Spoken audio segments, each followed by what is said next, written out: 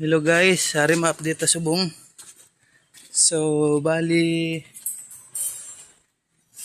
ang amon giobra kagaina ara nan. Ang ara siya fix na siya. Ara may 16 12 mm. Fix na siya andra nga side. So bali sugpunan pa na dire. Kung mamangkot ka mo ba si masiling nga wala na mo na padayon kay kinahanglan makaobra kami dira. Kinahanglan ma-fix na mo na dira. Kay ang ara siya amo na ang mabunggo sa didto. Kumbaga ipasulod niya na didto sa arang ligi. Tunga sa nga ligi kag sang beam. Tinabuan. So ang ara siya diretso gina siya didto. Kung masugpon kami da nga tapuso namon didto wala pa dira. Loy-loy siya kay wala sang salandayan dira. Kinahanglan dito mo unahon. Tian dito, okay naman na siya. May 12 mm na siya, ara. Nan, fix na siya. Dara lang pagkutob danay kaya nakakapos na sa oras. Pero may ara na naka-ready nga kabilya. May gipang offset na kami dito. Tapos ang dito, ano naman na siya? Fix naman na siya. Nan. Bali may 12, may 16 mm na siya. Ang kulang niya, amo na lang ng gamay nga daw. Siguro kadupa, amo na lang na siya ang kulang. Fix na siya. So bali are, kung makita niyo na kagapon, laka-laka pa na. Kay waay pa to siya sang 12 mm. So ara subong nabutangan na siya. Fix na siya. Pati dito sa punta. Hindi nang ari waay pa siya na fix. Kay tapos na sa oras. So ano na ni siya? Mga alauna na siya na alas 3 ba? O alas 2 maybe. Suguran.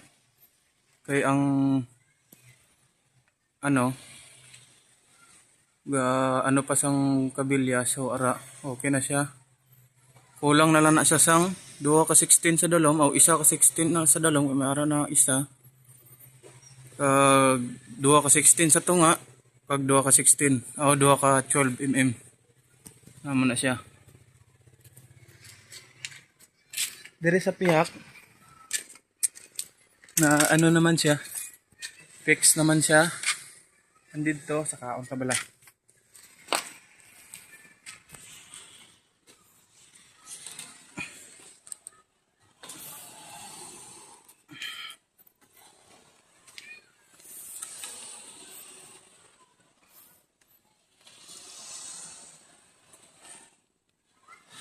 Na bali ara may ara sa ari hindi pa ni siya fix kay sugpo na siya mong offset na siya dire.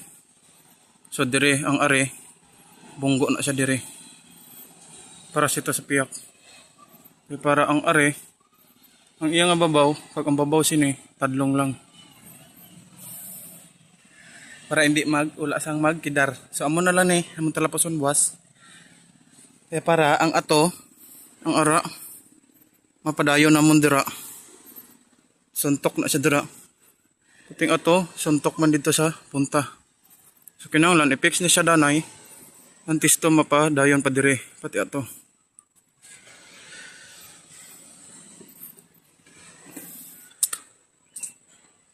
Ay kapoy pa.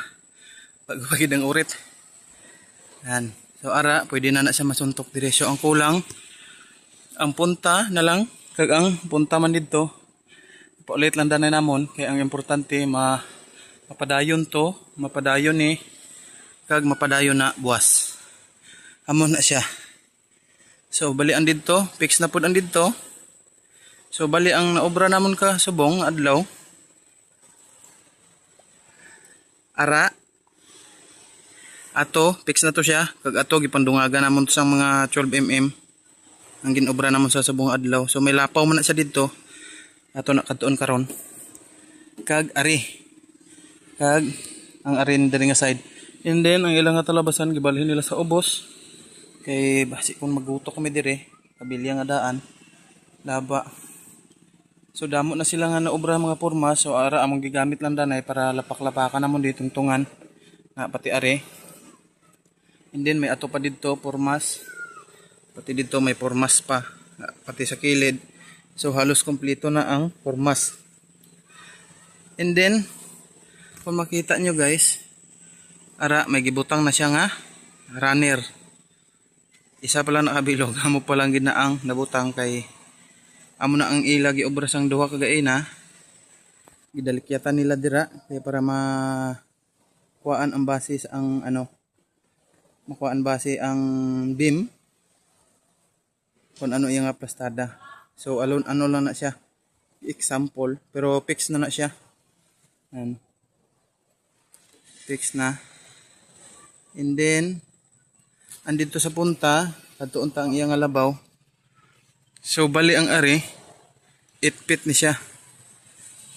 Ang labaw diri 8 feet. Dito 8 feet.